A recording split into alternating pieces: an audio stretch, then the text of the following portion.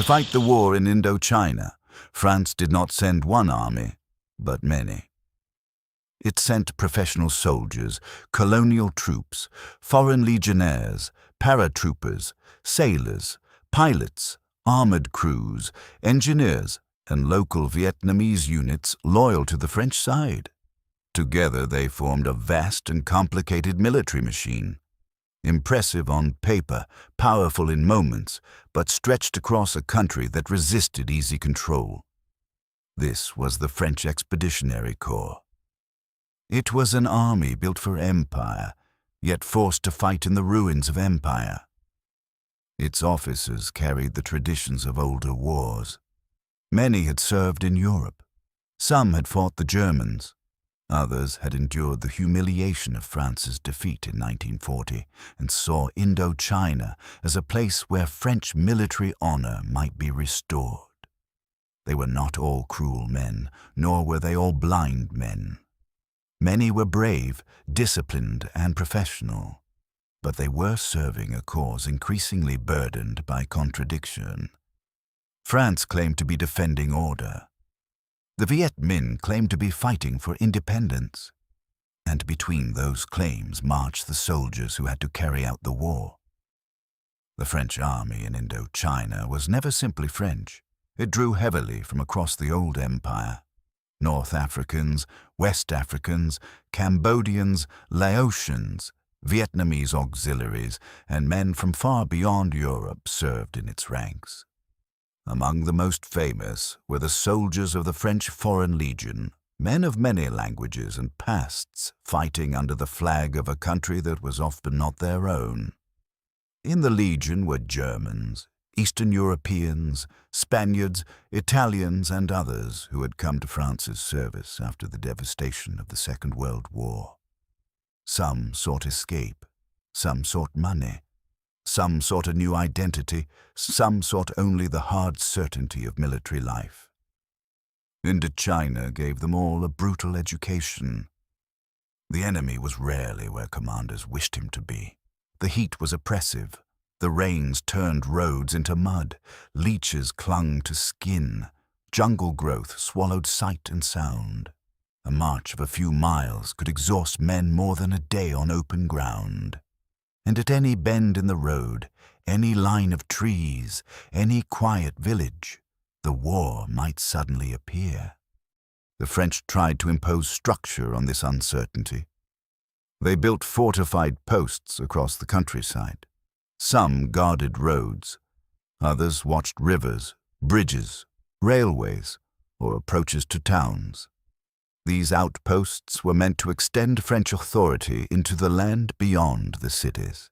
They were small islands of military power in a sea of political doubt. A post might consist of sandbags, timber, barbed wire, trenches, watchtowers, and a handful of tired men watching the darkness. By day, the garrison might patrol nearby villages or escort convoys. By night, they listened. They listened for movement in the grass. They listened for dogs barking in the distance. They listened for the silence that came before an attack. For the men stationed there, the war was not an abstraction. It was mud on boots, sweat beneath helmets, rust on rifles, letters from home, and the knowledge that the nearest help might be miles away down a road already watched by the enemy. France had firepower. It had aircraft, artillery, armored vehicles, rivercraft, and professional command structures. In set-piece encounters, especially in the early years, French forces could be formidable. When they could bring their weapons to bear, the Viet Minh often suffered heavily. But the problem was not always winning a fight. The problem was forcing the fight to happen. The Viet Minh refused to present themselves in the way a colonial army preferred. They struck at convoys, isolated posts, supply lines, informers, and patrols. They appeared in strength when conditions favored them and vanished when French power concentrated. This made the French army both powerful and frustrated. It could destroy what it could find. but it could not always find what mattered. One of the great struggles of the war was the battle for movement. France needed roads, rivers, and railways to connect its posts and cities. The Viet Minh understood this and attacked those links relentlessly. A road was never merely a road. It was a lifeline, a target, a trap, and a test of authority. Convoys moved through landscapes that appeared calm until they were not. Trucks carried troops, fuel, ammunition, rice, mail, and medical supplies. Armored vehicles rolled ahead, scanning the edges of the road. Soldiers watched the trees. Drivers kept their hands tight on the wheel. Then came the sudden violence of ambush. A mine might tear open the lead vehicle. A burst of rifle fire might strike from the brush. Grenades might fall from above. The column would halt, men would dive for cover, officers would shout orders, and the jungle would become alive with invisible attackers. Sometimes the French broke the ambush and drove the Viet Minh away. Sometimes the Viet Minh disappeared before heavier weapons arrived. Sometimes the road itself became a grave. The French also fought on the rivers. In the deltas and lowlands, water was as important as roads. Rivercraft carried troops through canals, past rice fields, mangroves, and villages where the line between civilian and fighter could be impossible to see. The water offered speed, but also exposure. Banks could conceal rifles. Bends could hide mines. A quiet canal could become a battlefield in seconds. This was the geography of a war without a clean front. The French held major cities, ports, and many roads by day. The Viet Minh often held influence in the countryside by night. In between lay a contested world where authority changed with the hour, the season, and the presence of armed men. To answer this, France increasingly relied on mobility and elite units. Paratroopers became some of the most recognizable figures of the French war in Indochina. Dropped into remote areas, sent to reinforce threatened posts, or used in sudden operations, they represented France's attempt to bring speed and shock to a conflict that often seemed to dissolve into mist. They were brave men, and many fought with extraordinary endurance. But courage could not solve the political problem beneath the military one. A paratrooper could land in a valley, a convoy could reopen a road, an outpost could be held for another week. But none of these things, by themselves, answered the question of whether France had the right or the ability to decide Vietnam's future. The French command also understood that it needed Vietnamese allies. It could not govern, patrol, and fight across all of Vietnam with European troops alone. So France worked to build local forces, support anti-Viet Minh groups, and later promote Vietnamese political alternatives to Ho Chi Minh's revolutionary government. This created another layer of war. Vietnamese fought Vietnamese. Some joined the Viet Minh out of nationalism, ideology, anger, or village loyalty. Others fought with the French out of anti-communism, regional identity, religious concern, family interest, survival, or belief that the Viet Minh offered not liberation, but another kind of domination.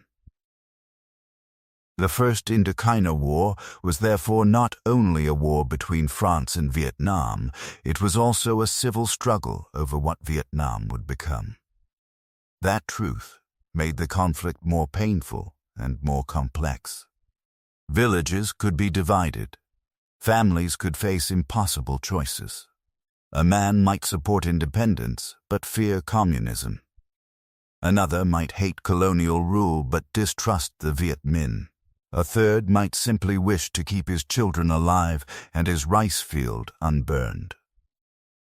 War rarely allows such people to remain neutral for long. The French colonial army could occupy a place, but occupation was not the same as legitimacy.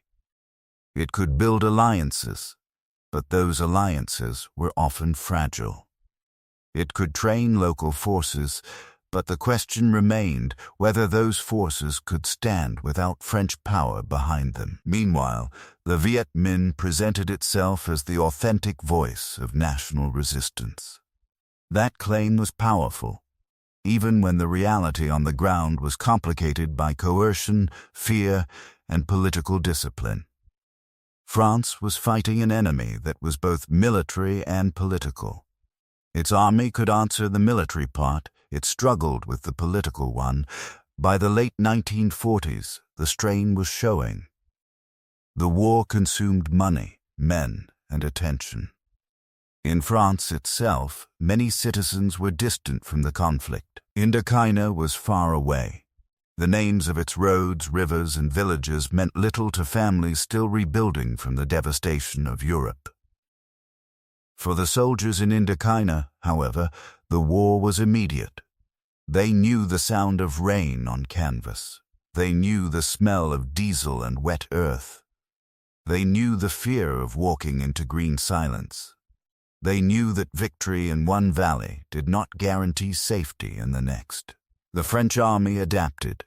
It learned.